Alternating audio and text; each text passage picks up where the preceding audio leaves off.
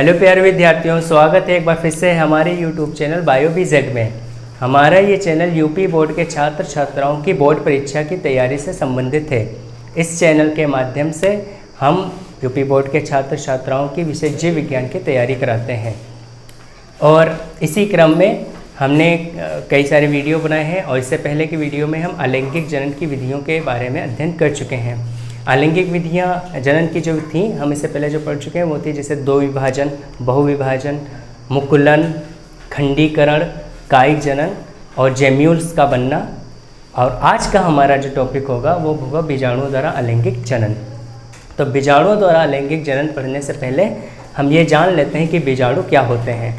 तो बीजाणु को इंग्लिश में हम स्पोर्स बोलते हैं और जो बीजाणु होते हैं वो एक रिप्रोडक्टिव यूनिट होती है। रिप्रोडक्टिव यूनिट का मतलब ये हो गया कि एक जननिक इकाई होती है और ये अलैंगिक, इसके द्वारा अलैंगिक जनन भी होता है, लैंगिक जनन भी होता है। तो हम यहाँ अलैंगिक जनन पढ़ रहे हैं तो अलैंगिक जो बीजाणु होंगे उनके बारे में हम अध्ययन करेंगे। तो ये हमारे जो बीजाणु होते हैं वो अर्धसूत्री विभाजन यानी मियोसिस, रिडक्शनल डिवीजन के द्वारा भी बनते हैं और समसूत्री विभाजन यानी कि माइटोसिस, इसके द्वारा भी बनते हैं। तो ये हमारा हो गया बीजाणुओं के बारे में। अब हम जान लेते हैं कि कुछ बीजाणुओं के नाम और वो किन में मिलते हैं, उनके उदाहरण। और ये एक हमारा राइटिंग के फॉर्म में लिखा हुआ है, आप इसको स्क्रीनशॉट या जो वीडियो पॉज करके पहले नोट कर लेंगे, फिर इसमें हम इसको डायग्राम से भी समझेंगे। ठीक है, तो शुरू करते हैं सबसे पहले चल बीजाणु से। चल बीजाणु जो हमारा होता है उसके नाम से इंडिकेट हो रहा है वो मूवमेंट करने वाला हमारा बीजाणु होगा और उसके पास कशाभिकाएँ यानी फ्लैजिलम होगी जिसकी हेल्प से वो मूवमेंट करेगा। और ये जो चल बीजाणु होता है ये कई सारे कवक और कुछ शैवालों में भी पाया जाता है और ये नाशपाती के आकार का होता है और इसमें फ्लैजिला एक, दो या ज़्यादा भी हो सकती हैं। जैसे एक फ्लैजिला वाला बीजाणु जो होता है वो हमारा सिंकाइट्रियम नामक कवक होता है और दो फ्लैजिला वाला हमारा सेप्रोलेग्निया होता है। ठीक है, तो ये हमारा जो स्पोरेंजियम के अंदर होते हैं, जो स्पोरेंजियम के अंदर जो स्पोर यानी चल बीजाणु होते हैं और अनुकूल परिस्थितियों में इसके द्वारा कवक या शैवाल जो है लैंगिक जनन अलैंगिक जनन करते हैं। तो ये हम कुछ उदाहरणों से समझ सकते हैं। जैसे ये हमारा स्पोरेंजियम है पूरा, ये हमारा स्पोरेंजियम, उसके अंदर ये जो स्पोर्स हैं ये बाइफ्लैजिलेट यानी कि द्विकशाभिकीय और एक कशाभिकीय भी हो सकते हैं। फिर ये जो स्पोरेंजियम हमारी बस्टर्ड हो गई, टूट गई है, उसमें जो है ये जो स्पोरेंजियम इसको कहते हैं और उससे ये जो स्पोर्स निकले ये फिर आगे चल के जर्मिनेट होकर करके नया कवक या शैवाल बनाएंगे। तो ये हमारा चल बीजाणु के द्वारा होता है। इसके साथ इसके बाद है हमारा अचल बीजाणु। अचल बीजाणु यानी एप्लानोस्पोर। एप्लानोस्पोर जो होता है वो मूवमेंट नहीं करेगा क्योंकि कशाभिका नहीं है और ये अलैंगिक जनन तब करता है उन कंडीशन में करता है जब स्थिति जो होती है वो विपरीत या विषम होती है ना।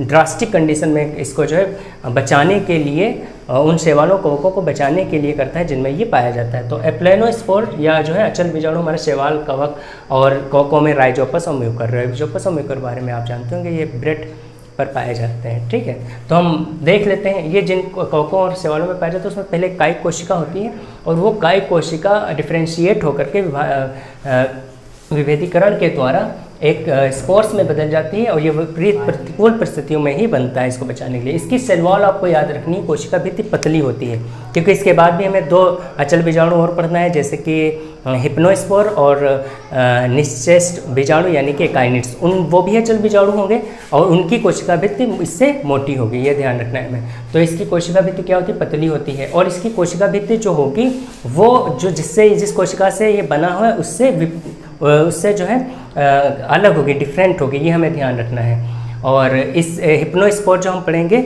उसकी भी जो कोशिका भित्ति होगी वो भी डिफरेंट होगी। एकाइनिड्स की कोशिका भित्ति पेरेंटल कोशिका यानी कि जिससे बनी होती है उससे अटैच रहती है। तो ये बड़े आकार का होगा, ये भी ध्यान रखना है। और खास बात इंडोजीनियसली इसकी उत्पत्ति होती है। ओरिजिन क्या है? इंडोजीनियसली, अंदर बनता है। जैसे कि कोनिडिया बाहर बनता है ना, बेसिडियोस्पोर्स बाहर बनते हैं। तो इसी तरीके से ये अंदर की ओर, इसकी ओरिजिन कहाँ होती है? अंदर की ओर होती है। क्लेमाइडोस्पोर की जो है ओरिजिन एक्सोजेनियसली होती है, बाहर की ओर होती है। तो कुछ चीज़ें याद रखनी है इंडो और एक्सो की। तो ये हमारा होता है एप्लानोस्पोर। इसके बाद हम स्पोरुलेशन पढ़ लेते हैं। ये भी अलैंगिक जनन की एक विधि होती है जो बहुत इंपॉर्टेंट होती है, जिसको बीजाणु जनन भी कहते हैं और ये अमीबा में पाई जाती है।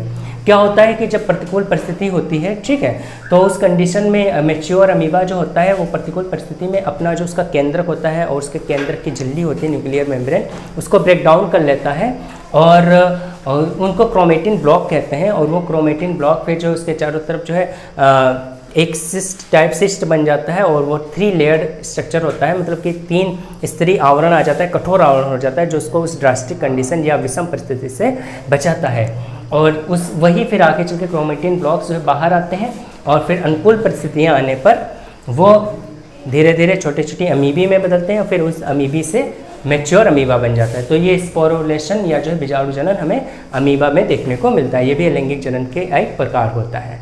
ठीक है, अब हम आ जाते हैं कोनिडिया में। कोनिडिया जो हमारा होता है, कोनिडिया भी एक प्रकार का अलैंगिक बीजाणु होता है और ये अचल होता है और इसकी भी उत्पत्ति एक्सोजेनिसली होती है। आप देख सकते हैं ये कोनिडिया है, ये बाहर की ओर निकले हुए, बाहर की ओर बने हुए हैं। और इसमें ऐसा भी हो सकता है कि कोनिडिया जो होंगे वो छोटा कोनिडिया, फिर बड़ा कोनिडिया, फिर उससे बड़ा कोनिडिया बेसिपिटल क्रम में भी लगे हो सकते हैं, या एक्रोपिटल मतलब पहले बड़ा फिर उससे छोटा फिर उससे छोटा।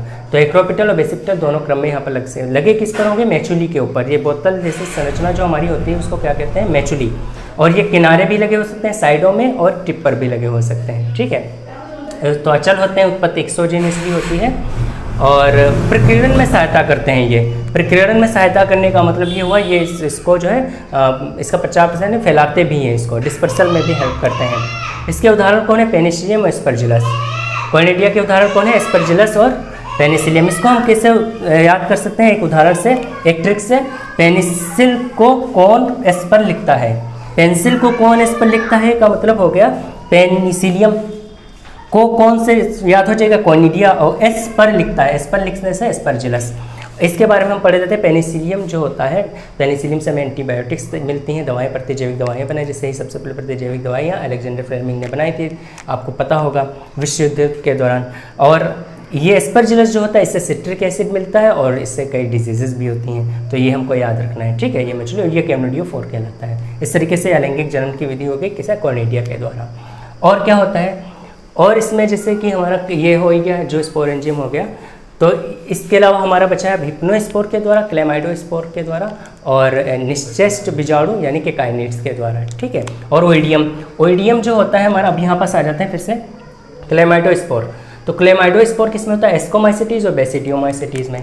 एस्कोमाइसिटीज और बेसिडियोमाइसिटीज और फाइकोमाइसिटीज, ठीक, इस तरीके ड्यूटेरोमाइसिटीज, ये जो है कवक के क्लास होते हैं, फंजाई के क्लास होते हैं। जैसे एस्कोमाइसिटीज का उदाहरण है, जैसे ये भी उदाहरण है, पेनिसिलियम भी है, ईस्ट भी है। बेसिडियोमाइसिटीज में कौन से आते हैं कवक, जैसे आपने कुकुरमुत्ता या मशरूम वगैरह, ठीक है, तो वो बेसिडियोमाइसिटीज में आते हैं। तो बेसिडियोमाइसिटीज में पाया जाता है ये क्लेमाइडोस्पोर, और एक्सकोमाइसिटीज में पाया जाता है। ये इसकी भी जब ये बनता है तो ये भी एक्सोजेनियसली बनता है, यानी बाहर इसकी ओरिजिन होती है, जैसे कि कोनिडिया की होती है। ठीक है, उसकी इंडोजेनिसली होती है, ये याद रखना है आपको। ओइडियम, ओइडियम भी एक प्रकार का लैंगिक बीजाणु है जो कि यूनिसेलुलर होता है और ये निम्न कोटि के फंजाई में पाया जाता है। ठीक है, पिक्निडियोस्पोर, पिक्निडियोस्पोर आप याद रखेंगे कि लाइकेन में पाया जाता है और कुछ कोकों में भी पाया जाता है। पिक्निडियोस्पोर भी बहुत इंपॉर्टेंट होता है, ये भी एक तरीके का लैंगिक बीजाणु। निश्चेस्ट या एकाइनीट, निश्चेस्ट या एकाइनीट जो बीजाणु होता है वो हमारा नीले हरे शैवालों में, क्लेडोफोरा में, नास्टॉक वगैरह में पाया जाता है और ये भी प्रतिकूल परिस्थिति से बचने के लिए बनता है। ठीक है, ये भी अभी हम जानेंगे। और कोनिडिया तो हम पढ़ चुके हैं, तो हम इसको अब मिटा रहे हैं। अब जो है हम हिप्नोस्पोर और निश्चेस्ट के बारे में पढ़ेंगे। ठीक है, आप इसको स्क्रीनशॉट या वीडियो पॉज करके लिख सकते हैं। ठीक है,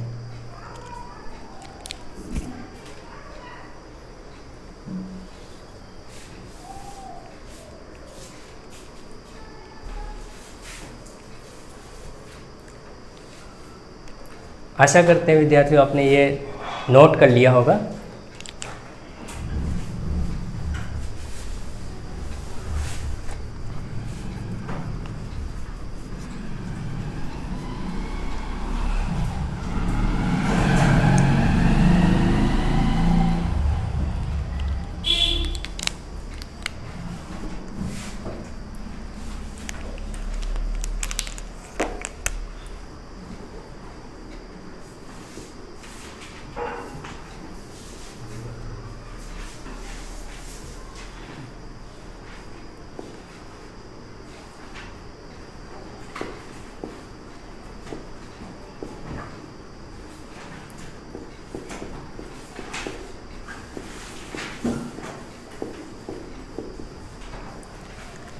इसमें कैसे होता है देख लेते हैं इसको डायग्राम से।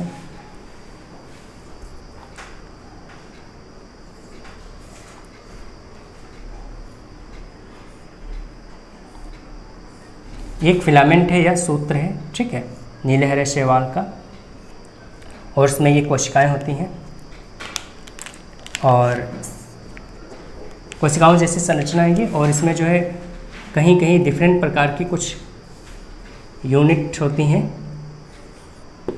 और ये डिफरेंट प्रकार के जो हैं, इसीलिए ये अलग प्रकार की हैं, विशेष प्रकार की हैं, ठीक है, अलग है, इसीलिए इनका नाम है हिट्रोसिस्ट। हिट्रो वर्ड का मतलब ये होता है विशेष, अलग, है ना, हिट्रो वर्ड मतलब ये होता है, तो इनको बोलते हैं हिट्रोसिस्ट, क्योंकि सिस्ट जैसे इसलिए सिस्ट, इनको हिट्रोसिस्ट कहते हैं। और ये N2 फिक्सेशन, नाइट्रोजन फिक्सेशन में हेल्प करती हैं,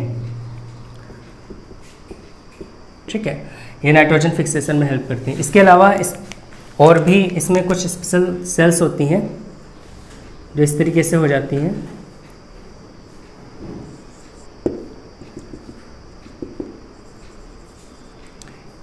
इनको हम लोग एकाइनीट कहते हैं, यही आगे चल के, या इनको एकाइनीट कहते हैं या निश्चेष्ट बीजाणु कहते हैं, ठीक है, यही आगे चल के जो है, जब ये विपरीत परिस्थितियों में हो रहा होता है, ड्रास्टिक कंडीशन, है ना, विपरीत परिस्थितियाँ जब होंगी, विषम परिस्थितियाँ होंगी, उस वक्त ये अलैंगिक जनन द्वारा जनन कर रहे होंगे, किससे,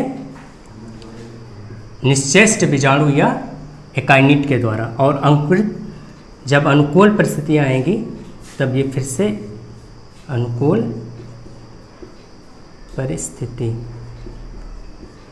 परिस्थिति आने पर एकाइनीट फिर से नया शैवाल बना देगा। और ये किस में मिलेगा हमें, इसके एग्जाम्पल कौन रह जाएंगे, नीले हरे शैवाल, नीले हरे शैवाल या क्लेडोफोरा भी इसका थोड़ा नीले हरे शैवाल, जैसे कि नॉस्टॉक, ठीक है।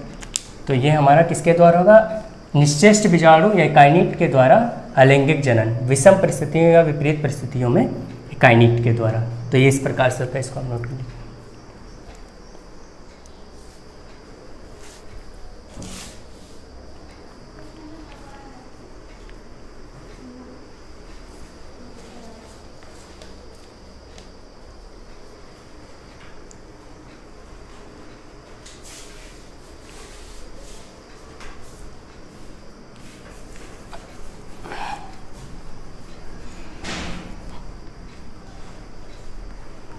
अब हम पढ़ लेते हैं हिप्नोस्पोर्स के बारे में, सुप्त बीजाणु जिसे कहते हैं, ठीक है। हिप्नोस्पोर जो होता है वो वॉचेरिया नामक शैवाल में मिलता है। वॉचेरिया बहुत ही इंपॉर्टेंट शैवाल होता है जिसमें मल्टी न्यूक्लिएट और एसेप्टेट कंडीशन पाई जाती है, जो बहुत इंपॉर्टेंट होती है, बहुत ज़्यादा क्वेश्चन इसका बनता है, ठीक है। तो अब हम इसको पढ़ लेते हैं हिप्नोस्पोर को, या सुप्त बीजाणु, हिप्नोस्पोर या सुप्त बीजाणु।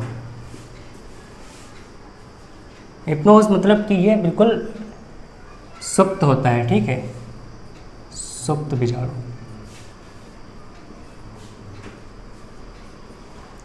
इसमें क्या होता है कि जैसे सेल है और ये केंद्रक है, इसका साइटोप्लाज्म है, ये न्यूक्लियस है, ये साइटोप्लाज्म है। साइटोप्लाज्म मतलब कोशिका द्रव, और ये दोनों मिलकर के क्या कहलाते हैं, साइटोप्लाज्म और न्यूक्लियस को मिलाकर के हम कहते हैं प्रोटोप्लाज्म। तो ये इनका प्रोटोप्लाज्म है। प्रोटोप्लाज्म मतलब जीवद्रव है, और ये ही जीवद्रव आगे चल के क्या होगा, डिवाइड हो जाएगा, और ये प्रतिकूल परिस्थितियों में होगा। प्रतिकूल परिस्थिति, ये भी प्रतिकूल परिस्थितियों या विषम परिस्थितियों में बचाने के लिए होगा, प्रतिकूल परिस्थिति। इसका प्रोटोप्लाज्म क्या होगा, विभाजित हो जाएगा, इसका प्रोटोप्लाज्म विभाजित हो जाएगा और ये छोटे छोटे सिस्ट टाइप में बन जाएगा। इस तरीके से ये छोटे छोटे सिस्ट बन जाएंगे।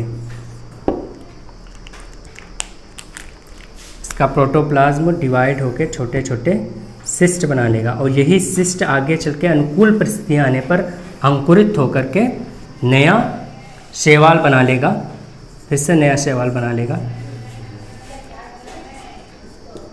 नया शैवाल। और इसी को कहेंगे, इसको बोलते हैं वॉचेरिया, वॉशेरिया में ये मिलता है, वॉशेरिया नामक शैवाल में मिलता है, ये सिस्ट है। और आपको याद रखना है वॉशेरिया एक ऐसा शैवाल होता है जिसमें मल्टी न्यूक्लिएट एसेप्टेड कंडीशन पाई जाती है, बहुत ही इंपॉर्टेंट होता है। तो आज हमने जो है बीजाणु द्वारा लैंगिक जनन के विषय में अध्ययन किया और बहुत प्रकार के बीजाणुओं के बारे में भी जाना, बीजाणु की डेफिनेशन जानी, और हिप्नोस्पोर, क्लेमाइडोस्पोर, पिग्निडियोस्पोर, प्लेनोस्पोर, है ना, और निश्चेस्ट बीजाणु, इन सब के बारे में जाना। हो सकता है आपको इन सारे चीज़ों, इस टॉपिक के बारे में, इन चीज़ों के बारे में जानकारी हो तो बहुत ही अच्छी बात है। और अगर इस वीडियो के माध्यम से आपकी जानकारी में वृद्धि हुई हो या जो है आपकी तैयारी में हेल्प कर सकता है, तो प्लीज़ आप इस वीडियो को लाइक, शेयर, कमेंट कर सकते हैं और इस चैनल को सब्सक्राइब कर सकते हैं। Thank you very much.